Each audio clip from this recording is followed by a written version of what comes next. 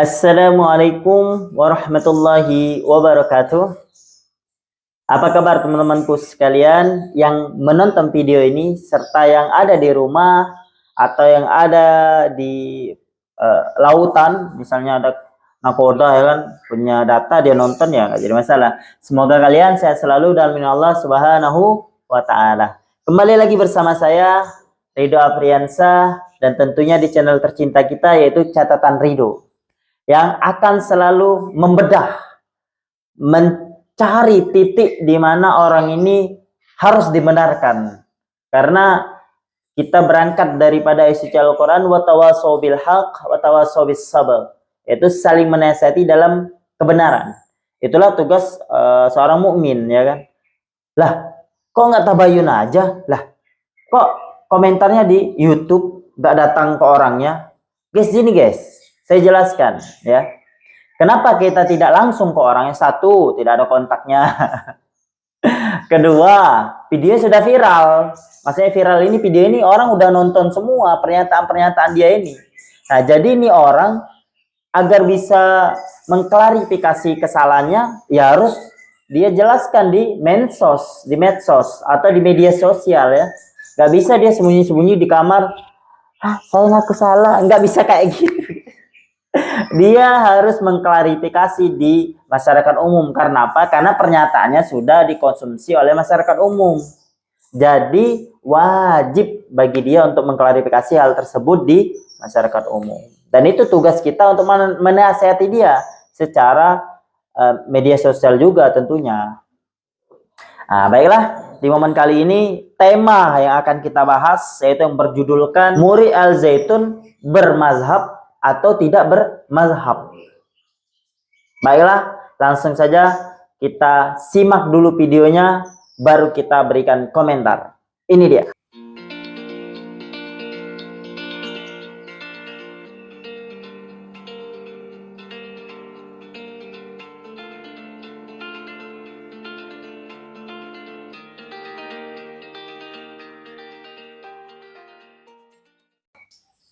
Jadi pertanyaannya apa mazhabnya?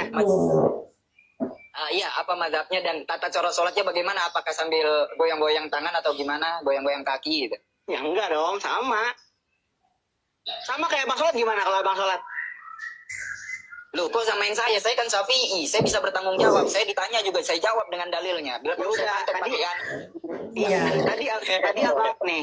tadi abang kan nanya tentang tata cara sholat. Kira Ya. tata cara sholat ya sama seperti orang-orang pada lain umumnya. Coba abang sholat kayak gimana? Taklid madhabnya ke siapa? Enggak, Taklidnya ke kita nggak ada taklid kepada pihak tertentu karena kita tidak diajarkan untuk memutuskan seseorang. Alhamdulillah guys, kita sudah menyimak videonya. Silakan kalian berikan komentar ya di bawah ya. Saya kasih waktu 5 detik. Ini terlalu cepat ya, tapi nggak apa-apa, silakan kalian komentar ya. 1, 2, 3, 4, 5. Oke guys. Saya dulu ya komentarin, ntar kalian komentarin lagi, lanjut. Kalau kalian mau komentarin silakan kalian lanjut komentar kalian. Pertama guys, mazhab itu artinya tempat kita pergi. Nah, ini secara bahasa ya, kita artikan dulu mazhab. Mazhab itu isem makan. Isem makan itu apa artinya? Isem makan itu tempat, nama tempat. Jadi kalau mazhab berarti tempat berjalan, tempat bepergian. Nah, agar orang ini bisa sampai ke tujuan, maka dia harus memilih rute, ya kan? Rute perjalanan agar dia bisa sampai ke tempat tersebut. Tidak bisa orang ini memilih setengah rute ini terus memilih rute yang lain setengah, ya nggak sampai. Misalnya saya di Palembang, ya kan, mau ke Palembang ini ada 4 rute, ada sebelah kanan, ada sebelah kiri, atas, bawah. Nah, kalian nggak bisa memilih 4-4-nya. Karena apa? Dalam sewaktu-waktu ya, dalam waktu yang sama, tidak bisa. Jadi kita harus memilih satu rute, satu jalan agar bisa sampai ke Palembang, ya kan? Ah, begitu juga kita dalam mempelajari ilmu agama, guys. Mempelajari ilmu fikih. Nah, ilmu fikih itu adalah ilmu yang nampak. Nah, singkatnya gitu ya. Kenapa? Karena ilmu fikih itu dia memberikan sebuah hukum kepada sesuatu yang nampak seperti sholat, zakat. Singkatnya seperti itu guys. Bagi yang tidak paham. Nah, kemudian agar kita bisa memahami ilmu agama, kita memerlukan orang yang sudah menguasai hal tersebut, yang dinamakan mujtahid mutlak, ya kan? Nah, mujtahid mutlak inilah yang akan membimbing kita, yang akan menjadi tutor kita agar bisa memahami agama. Apabila kita sudah menguasai agama tersebut dan bisa berbahasa Arab tentunya dengan benar dan kaidah-kaidahnya, maka kita sudah bisa menjadi mujtahid mutlak dengan syarat-syarat yang sudah disebutkan oleh Imam Syekh Zakaria Ansori dalam kitabnya Ghayatul Usul. Nah, silakan kalian menjadi mujtahid mutlak. Siapa itu mujtahid mutlak? Mujtahid mutlak adalah orang yang bisa langsung mengambil hukum ke Al-Quran dan hadis. Kenapa? Karena dia sudah memupuni, karena dia sudah menguasai, karena dia sudah memenuhi syarat yang sudah dijelaskan oleh Syekh Zakaria Ansori dalam kitabnya Ghayatul Usul. Salah satu syaratnya dia itu harus bisa bahasa Arab. Karena apa? Ya tentulah, masa dia mau ngambil hukum dari Al-Quran dan hadis tapi nggak bisa bahasa Arab, pakai terjemah, ya nggak bisa jadi mujtahid mutlak. Ada orang nih memahami agama Islam dengan terjemahan, yang nggak bisa jadi mujtahid mutlak dia, karena dia tidak memenuhi syarat. Syaratnya harus bisa bahasa Arab. Ini yang pertama syaratnya. Adapun Muri Al-Zaitun ini, ya, beliau ini ketika ditanya apa mazhab Anda, dia bilang apa? Kami di Pondok Al-Zaitun tidak diajarkan, tidak diwajibkan, tidak diharuskan untuk mengkultuskan seseorang. Maksudnya mengkultuskan seorang itu memilih mazhab tertentu.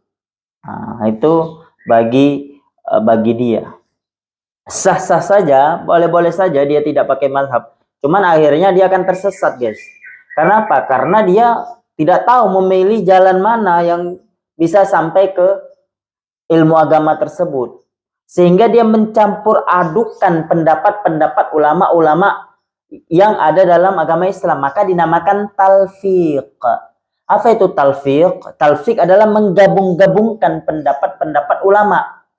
Nah, bahkan kalau kita niat talfiq dengan tasahul itu untuk mempermudahkan kita di dalam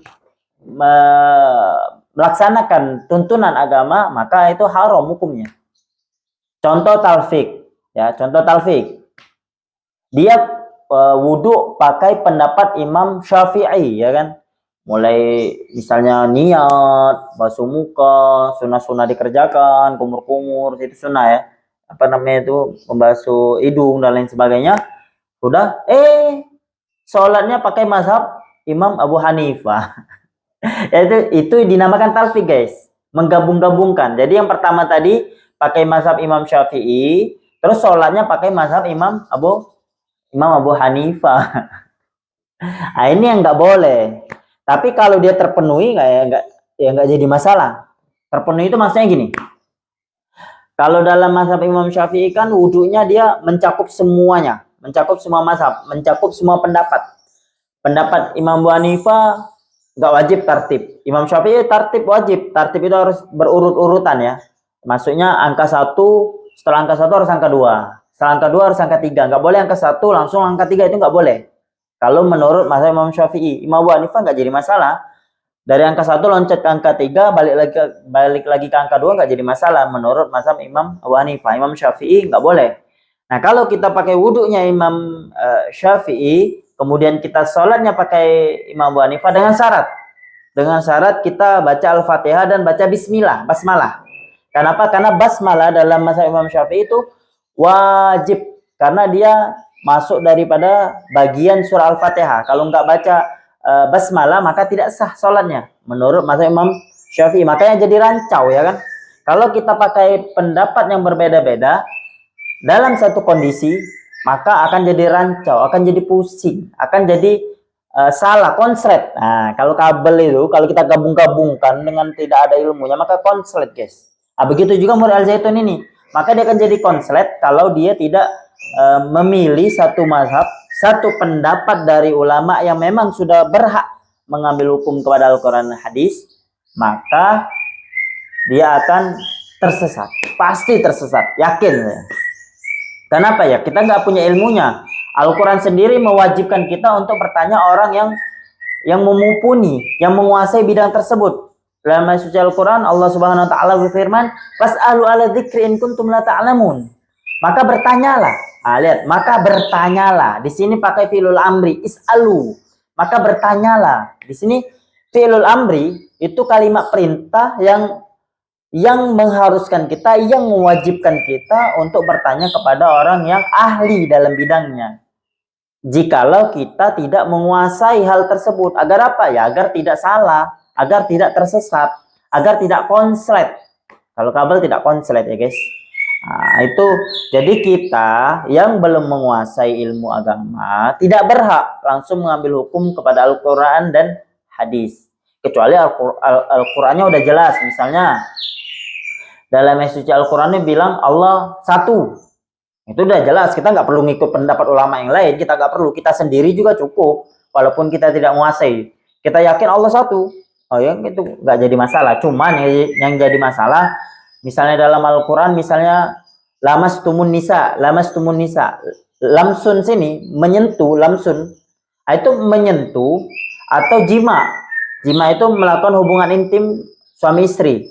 Nah, di sini ulama berbeda pendapat. Ada yang bilang lamsun sini menyentuh. Makanya mazhab Imam Syafi'i ketika wudhu bersentuhan dua pria dan laki-laki ya, dua jenis kelamin yang berbeda, itu bersentuhan kulitnya tanpa ada penghalang dan mereka bukan mahram, maka wudhunya batal. Kenapa? Karena ayat suci Al-Quran lamsun di sini diartikan oleh Imam Syafi'i sebagai sentuhan. Adapun Imam Abu Hanifah, lamsun sini bukan sentuhan tapi jima, hubungan intim. Jadi kalau laki-laki dan perempuan yang bukan mahram bersentuhan kulitnya tanpa ada syahwat, maka wudhunya tidak batal menurut Imam Abu Hanifah. Kenapa? Karena lamsun di sini artinya bukan sentuhan tapi hubungan intim. Itulah gunanya kita mempelajari ilmu fikih ya guys, atau bermazhab dengan satu mazhab. Di Indonesia ini mayoritas kita itu mengikuti organisasi yang namanya NU, Nahdlatul Ulama. Nahdlatul Ulama fikihnya, manhajnya, ya, pedoman mereka dalam ilmu fikih yaitu mazhab Imam Syafi'i. Ya, mungkin sampai di sini aja guys. Silakan kalian komentari apakah harus atau wajib bagi kita untuk mengikuti satu mazhab atau tidak. Kalau tidak, alasannya kenapa?